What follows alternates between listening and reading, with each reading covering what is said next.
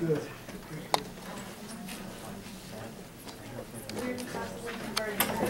Okay, I'll try.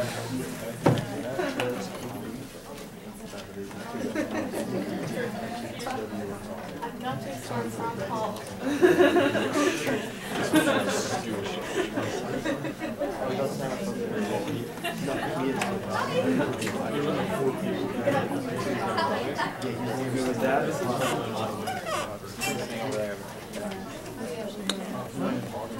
I hope Windows Movie Maker is good with this.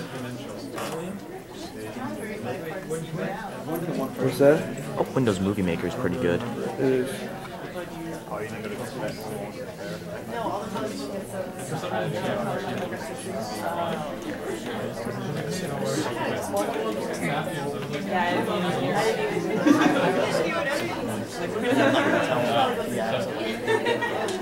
I might have lied. Yeah.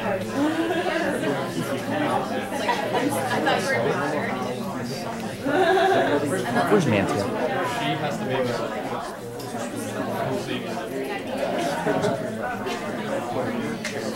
Oh, yeah.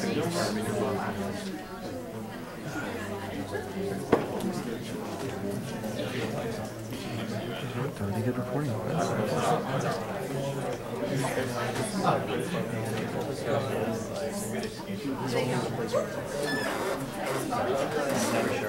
Sure of himself.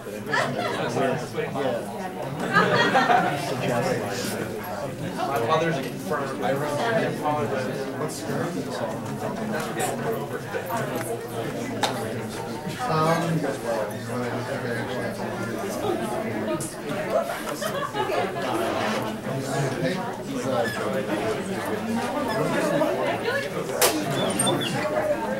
Guys, hello. How are you?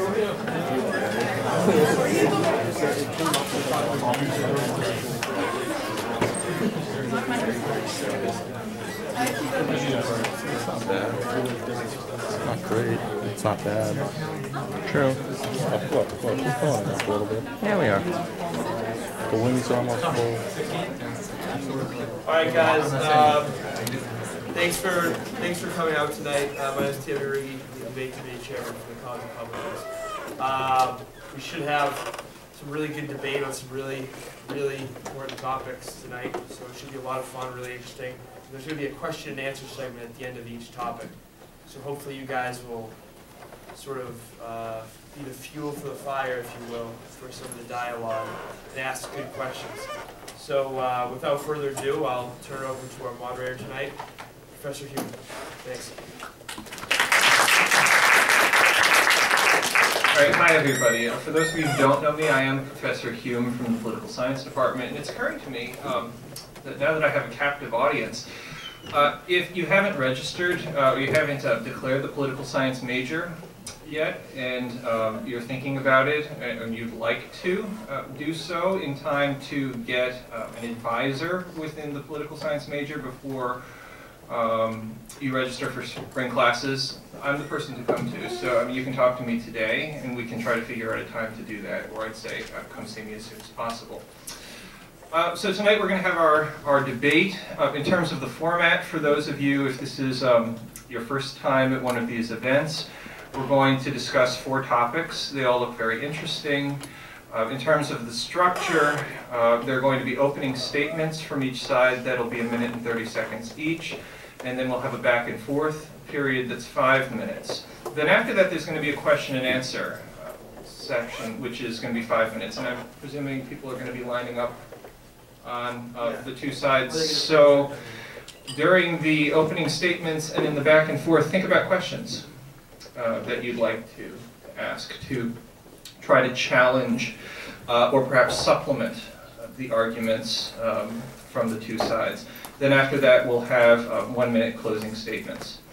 So our first topic of the evening is, what does the future of American healthcare look like to you? If you were president, what changes would you make to the recent industry overhaul? And representing the Republicans will be Joe Campagna, and for the Democrats, Claudine Murphy.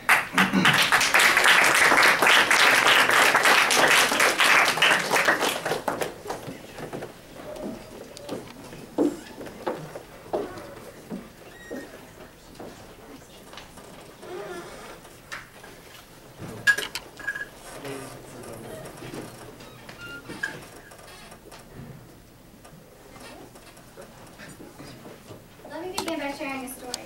8 years ago, my family and I were traveling through Europe, and my 1-year-old baby brother became very ill. We saw many doctors, but finally in Rome, he became so seriously sick that we had to take him to the emergency room. He was seen right away, treated for severe strep throat, and got better. No questions were asked about health insurance or co-pays. He was not denied health care because he wasn't a citizen of Italy or because he didn't have the right insurance, and he never waited in a line. This is the face of socialized health care. My objectives for healthcare are centered around the fact that healthcare is a basic human right. It needs to be universal and affordable. It needs to be equal and fair, and coverage should not be denied or rescinded, period. To achieve this, we need to institute a single-payer system of healthcare. It would be more cost-effective because we would end up paying less for healthcare than we do now. We would not have co-pays and private insurance bills, etc. The private insurance industry is extremely corrupt and inefficient. By making health insurance public, we would increase the pool of people buying into the insurance system, which would automatically make the system more cost-effective. By funding healthcare through taxes, as every European nation at least partially does and has done, we would be able to give the patients the best and most appropriate care at a much less of a financial burden to our citizens and to our nation. Simple dental procedures that cost $1,500 here cost only €200 in Germany. And other European nations spend significantly less on healthcare as a percentage of their total budget and as a percentage of their GDP than the US does. Thank you, everyone, for coming tonight. My issue with the argument that Claudine made is that fairness in theory is really nice and wonderful, but in practice it just doesn't work. And there's no greater tribute to that than healthcare and the single-payer systems that many countries in Europe currently have. Just ask the thousands of Europeans, if not hundreds of thousands of Europeans, that come here yearly for health care because they can't get access to cutting-edge drugs and medications that we get access to here because we have the most innovative drug companies in the world. And we're seeing through Obamacare just what will happen to American health care if we go down this road of socialized medicine. So the American Enterprise Institute shows that 66% of American doctors are already considering no longer accepting government insurance plans such as Medicaid and Medicare if the Obamacare legislation does indeed become reality. And then in the state of Massachusetts, we have a very similar system which many of you may know as Romney Care. While I am a Republican, I have nothing but bad things to say about Romney Care, only because healthcare spending in the state of Massachusetts has gone up 42% since it has been instituted. So if these are the type of results you want to see from American healthcare, so be it. But if you want to see free market healthcare that works for everyone, the single-payer way is simply not the way. Okay, so now we'll have 5 minutes for back and forth. First of all, you bring up theory versus practice, and it is my belief that this system is more practical, and there is a lot of evidence that supports this, including the countries that I have already spoken about in Europe. I also take issue with your figure that 100,000 Europeans come to America for healthcare. I'd like to see where that is, because I never come across any figure like that. In fact, I think that many Americans go to Europe for healthcare because you can receive better, more effective procedures there for much less money.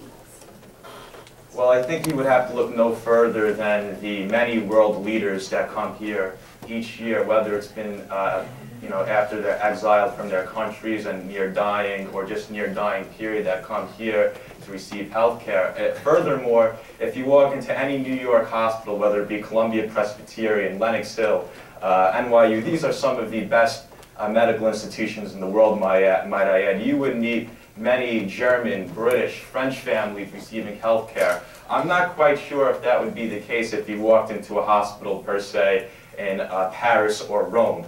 There is a certain perception around the world that while American health care may not serve everyone, it certainly is the strongest, most cutting-edge system on earth. Well, the one part I would agree with you on is that American healthcare does not serve everybody. It serves the rich, which is maybe why world leaders come to America for healthcare, but it's not practical or functional because it only serves these people. For American citizens, this healthcare system we have now is highly ineffective, and it does not serve them the way it should. And government is there to serve its citizens, to protect the rights of its citizens, and healthcare is one of those rights. It needs to be affordable and universal. Well, first off, health care is not a constitutional right. If you don't want to buy a health insurance plan, let's say maybe you want to buy a catastrophic insurance plan and not a general plan, that is your constitutional right. Furthermore, you said that health care in this country only serves the rich. I'd like to start off by saying that 4 out of 5 Americans consistently say that they are satisfied or very satisfied with the current quality of health care they receive. Furthermore, the healthcare system we currently have does not serve everyone for 3 main reasons. One is something called the lack of tort reform that is desperately needed. If I'm a doctor and I want to open up a medical practice, I'm thinking maybe I shouldn't because the left wing in this country consistently supports trial lawyers and shutting down tort reform that brings upon frivolous lawsuits in courts against doctors. Second off, the constant meddling of the government in healthcare, whether it be through Medicaid or Medicare, has allowed doctors and physicians to bill absolutely absurd prices. I'm talking about $1,000 to treat you for a cold to an insurance provider, therefore making for a healthcare system that is almost just as bureaucratic as the government. And quite frankly, the United States government is already the largest supplier of health insurance in this country. And lastly... Actually, it's not. I would say, I actually read percentages that the individual right now pays the most amount of money for their health care through private insurance.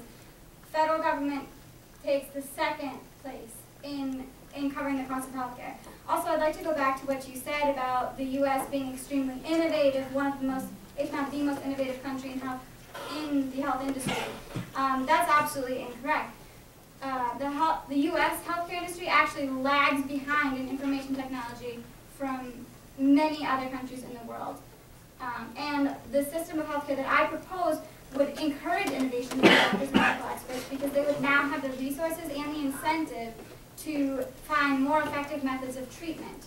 They would have the resources because if this was funded through taxes, distributed fairly and evenly, as I say, equality and fairness is a goal of mine, there would be enough resources for them to be innovative. Secondly, they would also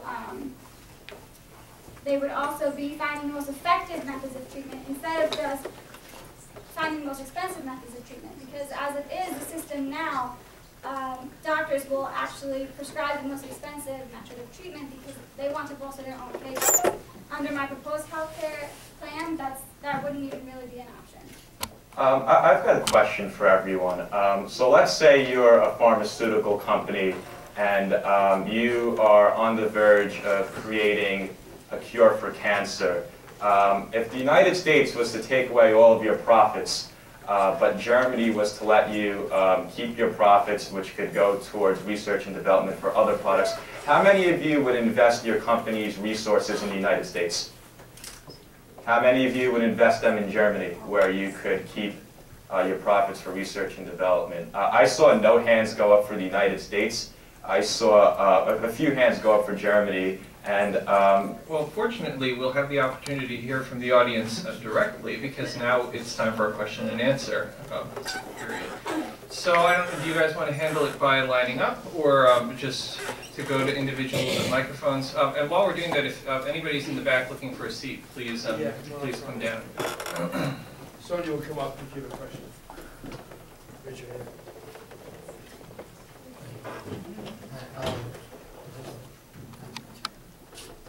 No, you can just say it. Just project through the mask. 2 points. One, you said through a lack of tort reform that doctors were not opening up businesses because they were concerned that they could be sued for massive amounts of money. But then, right after that, you went, doctors are also able to make massive amounts of money by suggesting the most expensive treatment, which seems to be contradictory, saying that they are afraid, but at the same time they can make massive amounts of money. Also, my entire family doesn't have health insurance. We were able to keep it after my father was fired from his job for a certain amount of time. And thankfully, thanks to what you've labeled as Obamacare, I was able to stay on my parents' health care plan for a further amount of time before we just lost it all altogether. What would you suggest as a family who, my mother is a realtor, and my father is currently caddying out Long Island, and my mother has been unable to finish her cancer treatment, what would you suggest as a healthcare solution so that my mother could finish her cancer treatment? A very good question. So the first healthcare solution in my perfect world, if we had a free market healthcare system, that I would suggest is something called a health savings account. Health saving accounts have been undertaken by a number of large corporations, such as the Whole Foods Corporation. And what that essentially entails of is, so every Whole Foods employee gets an X amount of money to spend for simple healthcare needs. Let's say you have a cold, or you need to go to the doctor for a minor issue, you would receive X dollars a month. And what this does is, for those major occurrences, such as the need for cancer treatment, it makes sure that the insurance company is not billed such an amount that its pool can no longer cover the cancer treatment. The second thing, if healthcare worked the free market way, is that someone can just buy catastrophic health insurance. I believe this was proposed by Rudolph Giuliani in his 2008 presidential campaign, whereas you can buy health insurance for only those really big tragic things that happen, instead of having to spend the full amount on full-blown health insurance. So those are two things that free market health insurance would do. Of course, also encouraging more competition. The last thing I will say is, you said that I said on one hand that tort reform would cause physicians to close their practices. Excuse me, not to close, concerned with opening up a new practice. Open up a new practice, and then you said on the other hand, I said that they can make record profits. I actually said that pharmaceutical companies who are not physicians, they have privately owned companies, can increase their profits, and furthermore... No, you said a doctor could prescribe the most expensive medicine out there. No, she said. I believe I did not say that. I never said that a doctor could prescribe the most expensive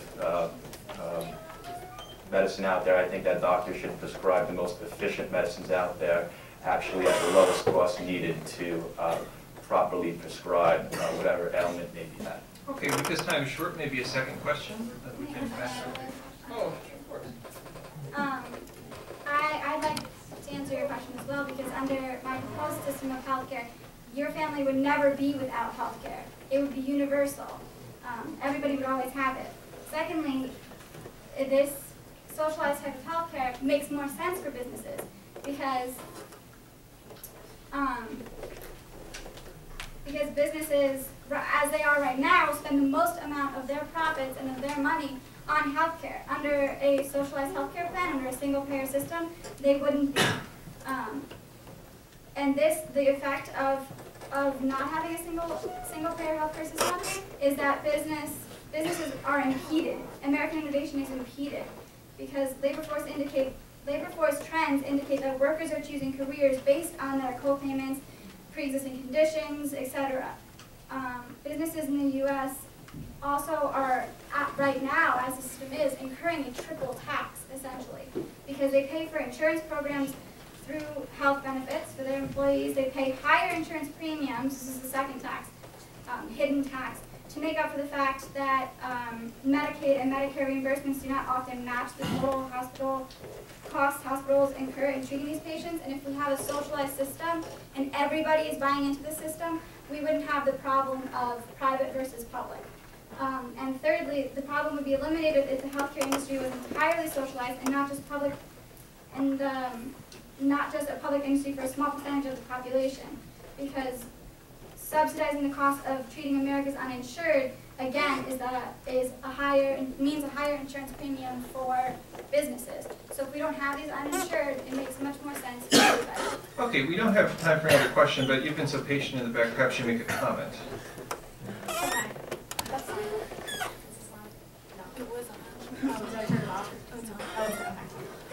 Well, you started with a story, so I have a story. A good friend of mine is Canadian, and she is currently 21 years old. And she was told when she was 16 that she needed to have her tonsils removed. She gets tonsillitis 4 times a year without fail. But since it's not a life-threatening condition, she has been consistently bumped to the bottom of the list in Canada to get her tonsils removed. Do you think universal health care is failing her? Because I think it's failing her. Okay, well, unfortunately, we're done with the question and answer period, but I would hope in our 1 minute closing statements that our debaters might address the substance of your question. I also encourage our debaters to be brief with your responses so that we can get to more than one question in our question and answer period. So let's turn to the closing statements, 1 minute each.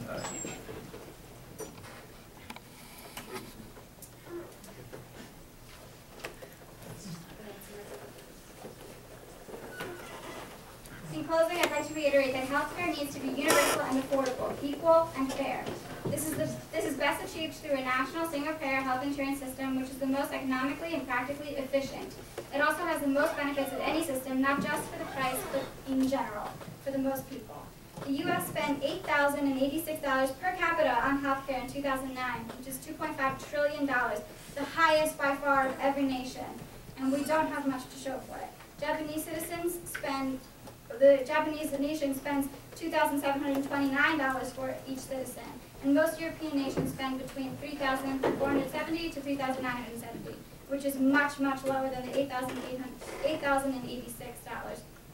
It is not acceptable that the U.S. pays 2.5 times more than the OECD on average, and we are still denied coverage that European citizens receive. The U.S. spent 17.3% of its GDP on healthcare, the highest of any developed nation, and the nonpartisan Congressional Budget Office estimates that this figure will rise to 25% of GDP by 2025 without changes to the federal law. Okay, so change that's must occur. the minute, unfortunately. Go ahead. My friends, you can make up a good story, but you can't make up cold hard facts, of course, unless they're from Barack Obama's own Congressional Budget Office. Socialized medicine, here are the numbers. $52 billion in new direct taxes on the small businesses that your parents and neighbors own, plus new frivolous IRS regulations that will make tax day even more fun for them. Our nation's deficit, and these are nonpartisan numbers, will increase by $550 billion, meaning that your tax bill 20 years from now will only go this way. Furthermore, since we've had mandated health care in the state of Massachusetts, we are first in the amount of money that is spent on health care per citizen. If you went to John Huntsman's Utah, where he put in free market health reform, his citizens, or now Gary Herbert's citizens, are spending less on health care than in any other state in the country. Finally, drug companies and medical device makers. Unfortunately, we're out of time. I don't make the rules, I just enforce them. So, it's just, so let's give a round of applause.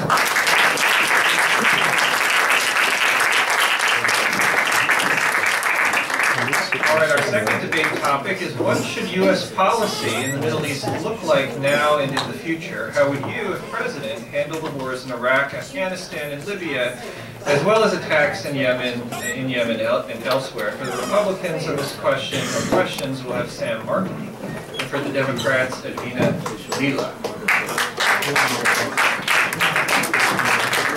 And I suppose that means it's gentlemen first. Okay. This is working? Okay. Now, the issue of foreign policy in the Middle East is one of the most crucial issues we face right now as a nation. It's a hotbed of turmoil in the world, and as we've seen from the events of September 11, 2001, that turmoil does not stop in the Middle East. It extends into Europe, and on that day, it extended into America. So we need to be very prudent in our affairs in the Middle East. We need to make sure that all of our actions are making sure that America ends up as a safer nation, a more secure nation. Now, because of this, I think that we need to pursue three things in the Middle East. We need to make sure that the region is safe, that it is stable, and that it is secure.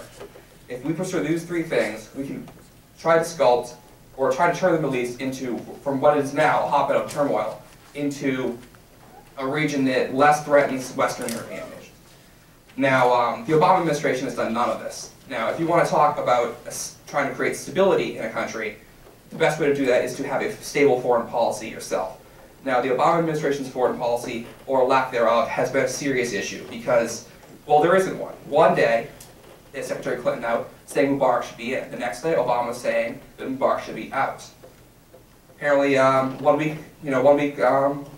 Abbas in Syria, he was a reformer. That's what the Secretary of State of this country said. He was a reformer. The next week, we're calling for him to leave. Now, this isn't a good foreign policy. What we need to do is to make sure that we have strong diplomacy that we can back up, that is able to make sure that we can pursue our interests there. Okay, thank you. Okay, I can't see everyone. All right. So I agree with the fact that we need to have a strong diplomacy. We need to have strong foreign relations with other countries, and we need to have good national security. But let me tell you this. The attack on 9/11 took place with the purpose of hurting the American economy, and it has been persistent and achieved this goal by far. It takes $6.7 billion to keep the military fight in Afghanistan for 1 month, and this money is now being wasted. If Bush started this mission with bin Laden being the target, then why are we still fighting this war? So, moreover, the war in Afghanistan is illegal under international law. The UN Charter says that a country can use armed forces against another country only in self-defense and when Security Council approves, and neither of these conditions were met before the United States invaded Afghanistan. So the Taliban did not attack us on 9/11. 19 men, 15 from Saudi Arabia, did, and there was no imminent threat that Afghanistan would attack the U.S. or another UN member country to use the military force against Afghanistan. The U.S. is not the world police and is certainly not the United Nations. The war did not just contribute to the severity of the financial crisis, though it also kept us from responding to it effectively. It increased debt meant that the government had less room to maneuver than it otherwise would have had. Okay, thank you. So now we'll have 5 minutes for back and forth. You severely misunderstand the events of 9/11. Now, it is true that the majority of the attackers were from Saudi Arabia, but they were agents of an organization called Al-Qaeda. This organization was not funded by Saudi Arabia, and it was harbored and funded by the government of Afghanistan, the Taliban. Now, long-stated international law says that if a nation is allied with another nation and helping them pursue a war against your nation, you're allowed to engage against them. And it is quite clear that Afghanistan was doing such a thing. Furthermore, under international law, the North Atlantic Treaty Organization is obliged to attack or to retaliate when one of its members is attacked. This function was invoked by the United States, which is why a coalition engaged in Afghanistan. And that was a perfectly legal action. The United States was attacked by Al-Qaeda. The Taliban knew about it and funded them and helped them do it. They're clearly complicit. We had to remove the terrorists from their harbor in Afghanistan. And now you say that bin Laden was the target was the only target of our operations in Afghanistan. This is clearly not the case. It was to remove a den of terrorism. Now, yes, bin Laden was one of the people we wanted to remove, but we wanted to take away Afghanistan's ability to harbor terror in the future in an ongoing way. This was not a quest for one man. These weren't U.S. Marshals, getting a posse together to go out into the West and take out some outlaw. This was a wide-ranging plan to remove an entire organization, an entire government from Afghanistan. This was not about one person at all. Okay, so did you know that the war in Afghanistan was planned before 9/11? I'm sure. Well, we have contingency plans for a number of things. So, okay. Well, a U.S. diplomat told a Pakistani foreign minister on July 21st, 2011, that we were planning already to attack Afghanistan. Well, I severely doubt your facts there. I mean, I really do severely doubt your facts there. We knew. I'm sorry, I didn't just make up these facts. Where were they from? There's this thing called Google and... Oh, Google. So wait, hold on a second. This is a national fact. Why are you trying to... Yeah, it is. You said it's from Google. No, you can search a lot of things on Google, and CNN is part of the things that you can search, and if this was an article that had this fact, then it's a fact. Well, CNN has not always been right, even if I don't know if they reported it, and CNN is not infallible. I'm not biased like Fox News.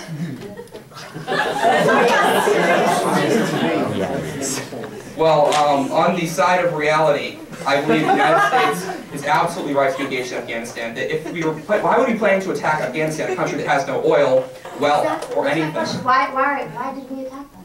Well, you're the one who said we did it. Or you're the one who said we planned it before Yeah, but 9/11. why? We attacked it because Why? of 9/11. But see, so the if you're saying administration we're going to that attack was them before it, the then why? administration that was on before in 9/11, it was the Bush administration. Well- You were the guys planning it. So why did we plan it? Well, in criminal law, there's be a motive, means, and opportunity. Now, what is the motive?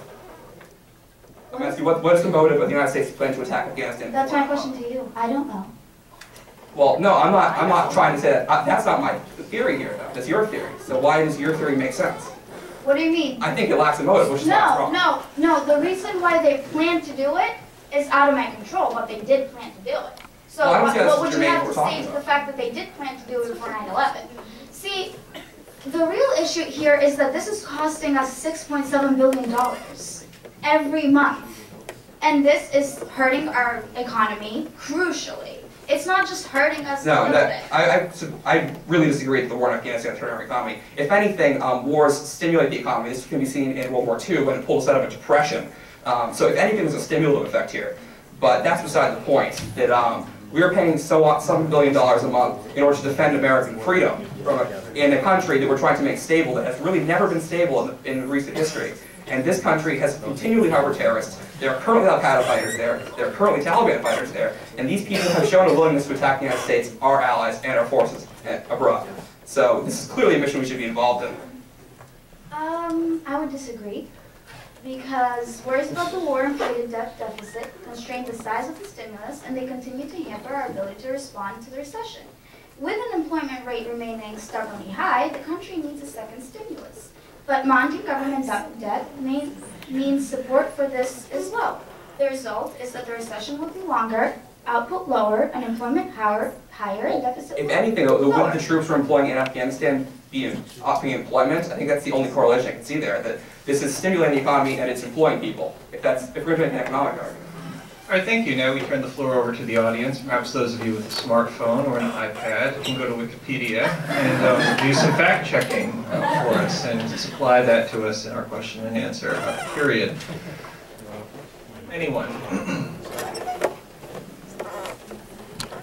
My question to both of you would just be, well, I enjoy this conversation about September 11th. I'd like to know, how do you feel about the future of the United States and nation building in foreign areas such as the Middle East? Who would you like to talk? Either one. I'll take it first. Nation building doesn't work. Nations exist basically naturally, states do not. Now, we can't build a nation, so we try to do in Iraq. Iraq is a state, but it is not a nation. There are many nations in Iraq. And trying to make one unified nation out of it under a Western system of government is, well, it is working, but it's not working as well as it should. And I don't think that people react well to foreign countries coming in and imposing governments upon them. I don't think it's a good policy. I think we need to find other ways of making the Middle East stable, working with them to create governments rather than enforcing governments upon them. I agree, we shouldn't enforce governments upon them. I think that the war in the Middle East was a mistake to begin with. It was rushed, we shouldn't have done it, we should have thought it through, we should have talked to the United Nations, which is the world police, by the way, and America isn't. So The United Nations has no military forces. They rely on states to commit police actions yes, on their but behalf. they are a peaceful resource. They could have gave us any other ways that we could They have generally used. start wars in Before life. the discussion escalates, perhaps a second.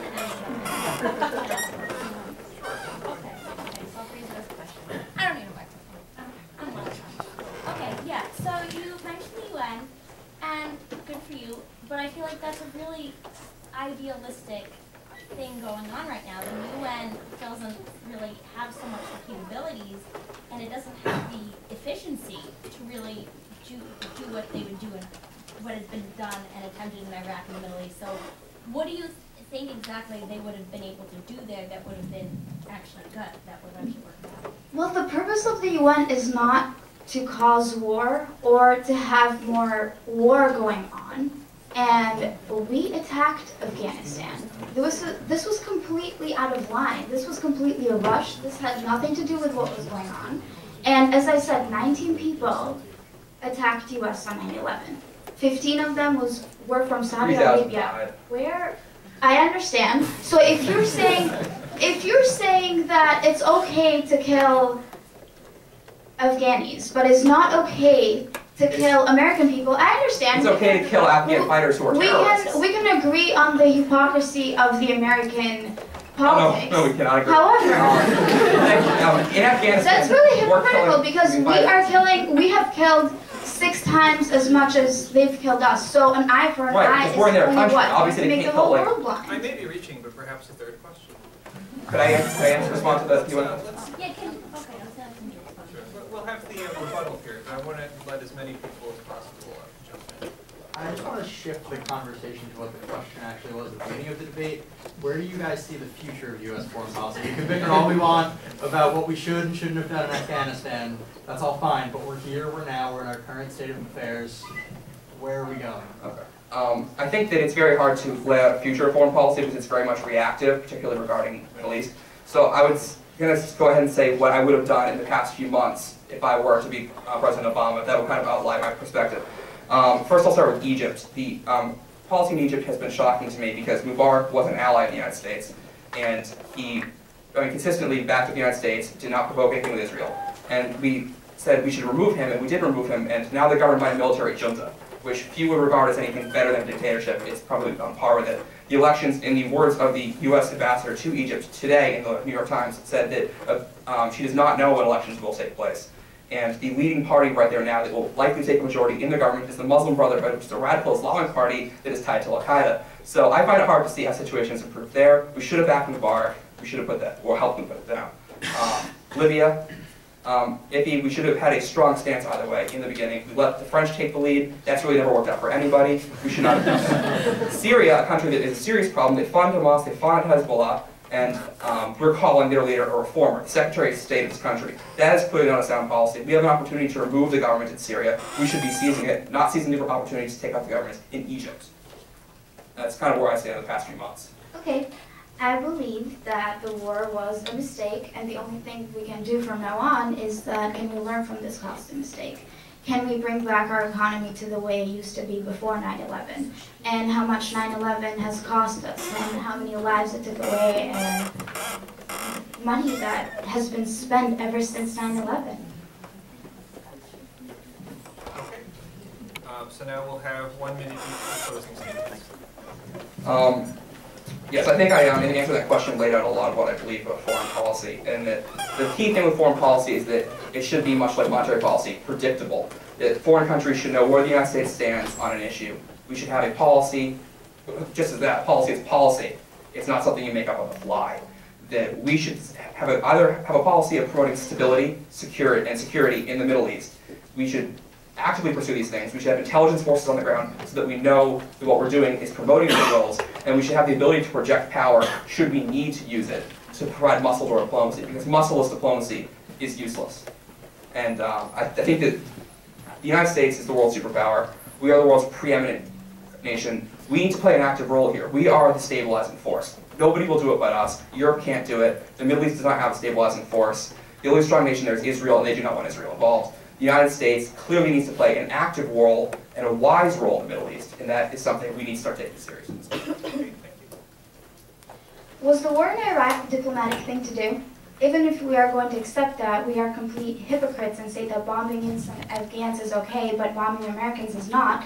There is still one problem. The attack on 9/11 had nothing to do. The attack on 9/11 had nothing to do with Afghanistan. It was planned before 9/11 ever happened. Remaining history is perilous exercise. Nonetheless, it seems clear that without this war, not only would Americans' standing in the world be higher, our economy would be stronger. And the remaining question is, can we learn from our mistakes? Okay, thank you. What's another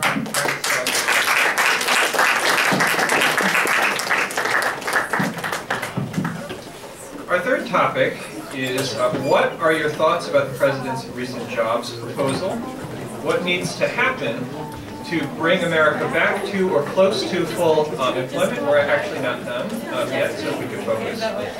So what needs to happen to bring America back to or close to full employment or roughly 4% unemployment? For the Republicans, we have Vikram Bhatia, and for the Democrats, Tom Burns.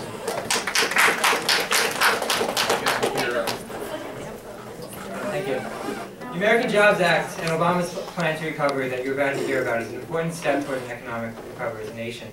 Washington will not be able to single-handedly solve our problems, but the government can help the recovery through well-thought-out methods. This bill is not a pass and find out what it is in the deal. It is very clear in its intent and methods of doing so, which is to put Americans back to work through a combination of needed tax breaks and smart spending under outstanding review. This act would prevent as much as 280,000 teacher layoffs while modernizing 35,000 schools that sometimes lack the basic wiring for fiber optics. The bill provides jobs for construction workers, repairing our crumbling infrastructure, veterans, and the long-term unemployed. For those still out of work, there will be programs made available to get them reacquainted with the workforce. Finally, this plan is completely paid for and in full would reduce the deficit by cutting tax preferences for high-income households, eliminating tax breaks for oil and gas companies, closing the carrier interest loophole for investing fund managers, and eliminating benefits for those who use corporate jets and asking the wealthiest Americans to pay their fair share. Okay, that's time.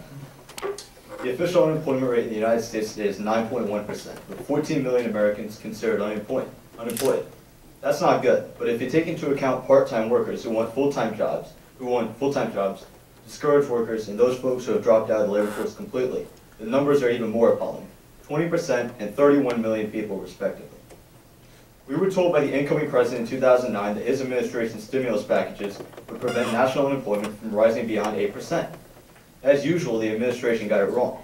Several years later, we're introduced to the American Jobs Act of 2011. And Congress has been ordered to pass this now. So what is in this magical bill? Well, the gist of the bill was more government spending that is supposed to translate into job creation, with Democrats in the Senate now proposing that rich folks pay for all of it. President Obama is embarrassing himself. Is the focus to create jobs, or is there an underlying agenda within the Democratic Party that has very little to do with jobs and a lot to do with fundamentally changing this country? Thanks. So now we'll have 5 minutes for back and forth. I guess we're going to have disagreements on the bill, but I guess the fundamental disagreement I don't understand, and I'll get to your point in the question in a second, is that this bill is so bipartisan, and I feel like it's exactly what both sides have been looking for. And it gives both sides a lot more than they're willing to give. Republicans are getting cuts in spending, selling government assets. Obama's looking for $1.5 trillion in extra savings. He's trying to cut the debt as a share of an economy by 2014. There's specific $257 in cuts and reforms in this bill, and $2 of every spending cuts for every $1 raised through tax reform with the Budget Control Act. You talked about the recession and why we're not out of it. I think when he said those points, he didn't understand, and no one really understood, what really was the problem with this recession. Sorry. Well, first of all, it's not bipartisan. We don't. Nobody in our. I don't know anybody in our party supports. You don't support. I mean, obviously, you don't support certain things, but you don't support. I don't support the bill. But you don't. You support certain things. I'm saying you don't support like the tax cut in taxes for the payroll tax cut. No, because, well, you can cut the payroll tax, but if you cut it for a small amount of time, doesn't. I mean, I just don't understand. I guess cut the tax, cut it forever or permanently. Well, because we need to pay for Social Security. We need to pay for things. We just can't. Like that's how we pay for Social Security. We just can't cut it all together. I mean, I think when you talk about tax cuts, you need to look at where you reform Social Security. I think you need to look at where you cut taxes, and when you cut the payroll tax, that's giving corporations and businesses an incentive to be higher. And we're doing a tax holiday for all new employees, like anyone who has new employees, we're completely getting rid of it, that tax through 2012. So I don't understand, like. Why through 2012? Well, because we can't keep it on forever. Like, I think there's an election at the end next year. That's why. No, because we're doing it for a year. I guess like. Yeah, that's the point. It doesn't work for a year. Businesses have these pro forma statements, which they need 5 years down the road. What is the regulation for 5 years? They need to know what it is so that they can make investments. Just like with the Bush tax cuts from 2003 to 2007 until the recession hit and the business cycle ended, we created 8.1 million jobs because businesses knew this is what it is, these are the rules, and this is what we're going to do, and these are the investments we can make, these are the things we can't do, and we created 8.1 million jobs. Cut the payroll tax by 2% from 7 to 5.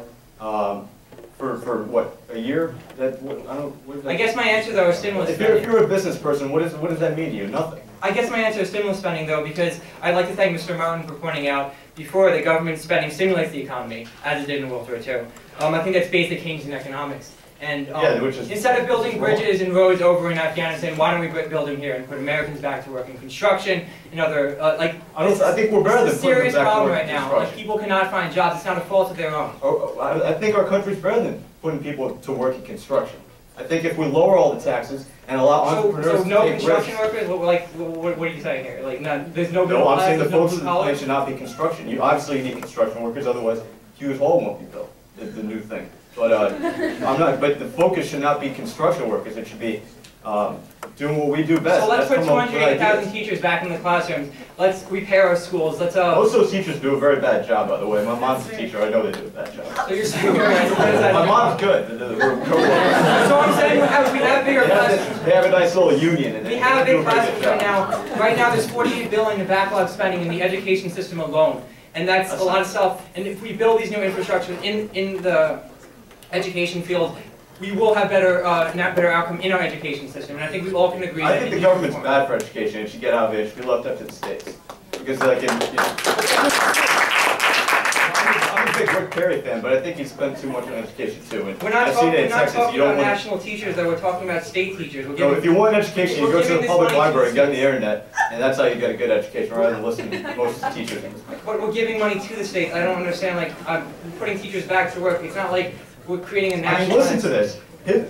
Look at what the Democrats have presented here. We're trying to fix a big problem. We got 9.1% unemployment, and the solution is construction workers and teachers. Do you understand? That is an utter Do disgrace. you understand how recessions in the past have gotten back? Once the construction and real estate industry recovers, that's usually why recessions get over. It's historically... Do you know why we are where we are as a country? Not in the last 3 years. Explain to me why. Not in the last 3 years. I'm talking about our history. It's because we have the best entrepreneurs in the world. Always. We know how to think. We come up with ideas. We came up with.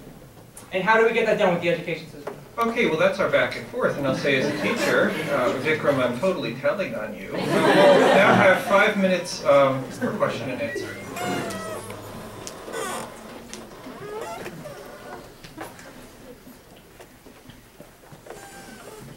Hi. My question is directed for you. Well, it's actually a two-part question. I'm sorry. The first part, I work on a trading desk that manages over 650 billion. Can you explain how come for the past, I think it was 16 times, President Obama has spoken on television, the market has dropped significantly for a prolonged period, that's 3 hours or more, which in terms of most traders is extremely significant. And I'm not talking strictly also just public companies. Our portfolio is bonds. We'll sell over 200 billion when he speaks. Literally, the traders say sell, sell, sell.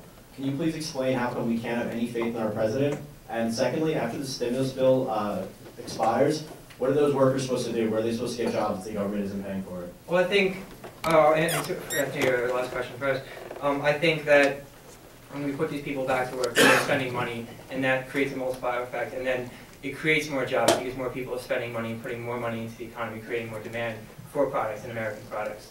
And I think that's why they're going to have jobs in the private sector. See, the problem is right now, people aren't spending money because finally they're, the one thing that was wrong with Americans before is consumers spent too much money, they were in debt, and now they're starting to save some of their money, and that's not necessarily a bad thing. I think that's a good thing for the future of our economy. And so this payroll tax, which puts more money in their pockets, another problem with that is people aren't spending money right now, so it's not going to increase consumption numbers. Who's not spending money?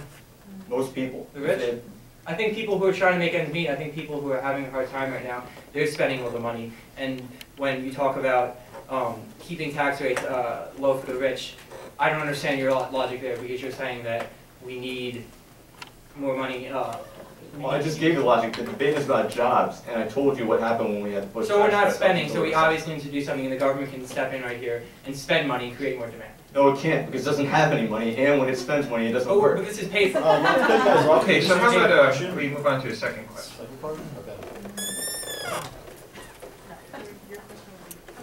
I would like to know, it's directed for you on the Republican side. What, if you were president, yes, what would your job still be? And please say something else than cut taxes. Well, we'll start with cutting taxes. That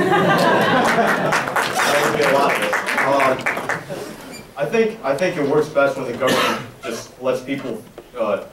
First of all, you have to understand, I think one of the things was how can you get unemployment back to like 4% or 5% before?